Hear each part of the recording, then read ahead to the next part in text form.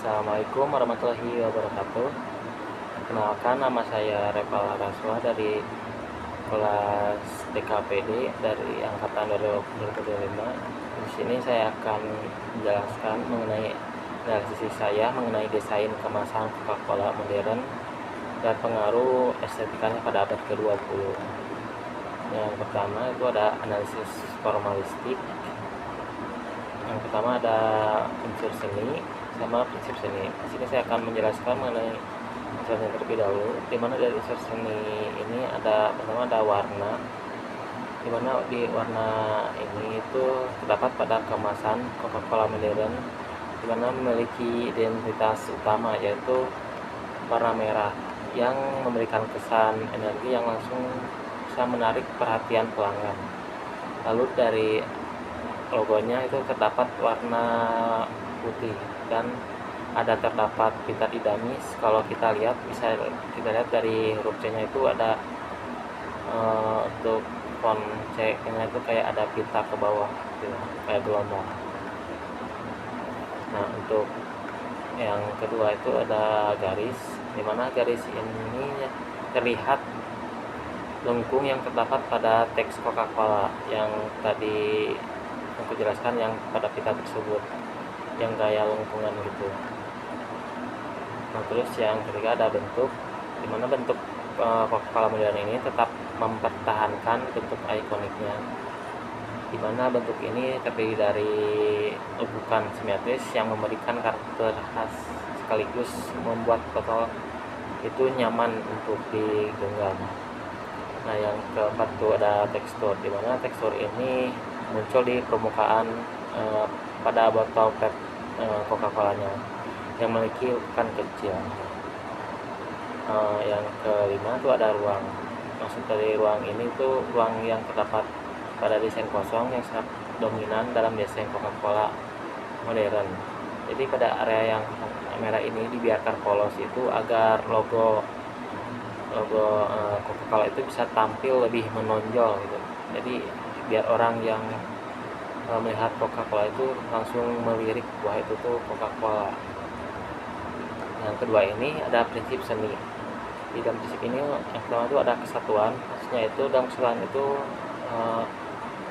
di dalam produk Coca-Cola itu ada terdapat kemasan yang berwarna merah, logo di mana ada logonya yang warna putih, dan bentuk botolnya yang kayak satu paket gitu. Maksudnya jadi logo putih dan botol dan warna merahnya itu satu paket. Jadi kalau kita lihat secara langsung itu pasti sangat familiar. Jadi bisa kita lihat sekilas aja orang itu bisa tahu bahwa itu tuh Coca-Cola. Nah, yang kedua itu keseimbangan.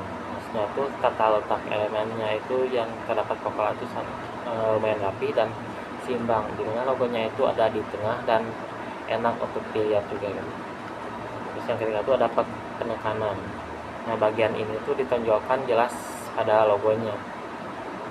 Jadi dari yang warnanya kontras, ukurannya besar dan dibiarkan berdiri sendiri di ruang kosong itu biar supaya otomatis mata kita tuh tertuju langsung gitu pada ke tulisan Coca-Colanya itu dengan jelas. Yang keempat itu ada kontras. Maksudnya itu dari kontras yang paling kuat itu dikombinasikan dari warna merah dan putih. Dua warna ini saling menguatkan, jadi elemen yang penting seperti logo itu kelihatan lebih jelas. Nah, yang kelima itu ada proporsi. Logonya itu besar tapi tidak membuat desain terlalu penuh, jadi ada ruang kosong juga cukup luas, jadi semuanya terasa lega dan rapi. Yang keenam itu ada repetisi. Jadi Coca-Cola itu selalu memakai warna merah gitu, dengan ciri khasnya yang terus menerus. Nah, yang ke-7 itu ada irama. Maksudnya itu irama visual itu muncul dari garis lengkungan putih yang pada teks Coca-Cola. Jadi teksnya itu yang mengalir bikin kesan desanya itu enggak kaku, keras, dan rasanya itu geraknya itu kayak halus gitu. Nah, yang ke ini NB ini ada analisis historiografis. Nah, yang pertama saya akan menjelaskan apa sih itu inspirasi sejarahnya dalam Coca-Cola yang saya analisis ini. Jadi kemasan Coca-Cola modern ini tuh sebenarnya banyak terinspirasi oleh gaya desain modernisme pada abad ke-20. Jadi gerakan ini tuh berfokus pada visual yang bersih, kesederhanaan, dan fungsionalitas. Jadi pengaruh ini tuh terlihat pada latar belakangnya yang warna merah solid, terus penggunaan ruang kosong yang luas, dan tata letak yang minimalis secara keseluruhan. Desainnya juga mempertahankan elemen klasik dari awal tahun 1900-an seperti Coca-Cola yang bergaya script atau yang gaya tulisan tangan. Terus yang kedua, siapa sih tokohnya? Jadi desain ini tuh dibentuk oleh budaya pop Amerika dan para desainer awal yang menciptakan identik ikonik Coca-Cola. Pertama, tim di balik foto ini tuh pada tahun 1915. Jadi gaya visual Coca-Cola juga tumbuh dari budaya periklanan Amerika pada abad ke-20, di mana pada warna-warna tersebut itu memunculkan warna yang berani dan grafis sederhana yang langsung dapat dikenali sangat populer. Terus yang ketiga, kapan produk itu dirancang? Di kemasan modern dan sederhana ini digunakan mulai muncul itu sekitar pada tahun 2014 dan terus berkembang hingga masa kini. Selama periode ini Coca-Cola ini mulai beralih ke tampilan yang lebih bersih dan minimalis agar sesuai dengan tren desain kontemporer.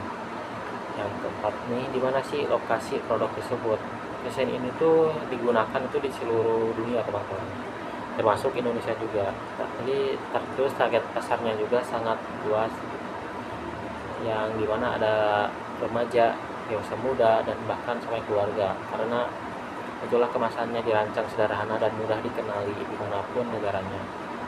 Yang kelima itu, mengapa sih elemen ini tuh dipilih? Karena elemen-elemen tersebut tuh sudah menjadi bagian-bagian penting dari identitas Coca-Cola. Warna merah dan logo stripsnya juga telah digunakan selama lebih dari 1 abad. Jika Coca-Cola mengubahnya sepenuhnya, orang-orang juga mungkin tidak akan mengenali tersebut lagi. Pertahankan elemen ini akan melestarikan warisan merek mereka. Jadi terus yang keenam, bagaimana sih elemen itu bisa diadaptasi ke artefak desain? Coca-Cola ini sebenarnya itu memadukan elemen-elemen klasik seperti warna merah dan logo script dengan gaya minimalis modern. Mereka tuh menyederhanakan tata letak, mengurangi kekacauan visual, dan membuang kemasan itu lebih bersih, sambil tetap mempertahankan identitas merek mereka agar tetap kuat gitu. Jadi pendekatan ini tuh membuat desain tampak lebih segar dan modern, namun tetap khas dengan ciri khas Coca-Colanya. Baik, itu saja presentasi yang bisa saya jelaskan dari analisis saya. Sekian dan terima kasih. Wassalamualaikum warahmatullahi wabarakatuh.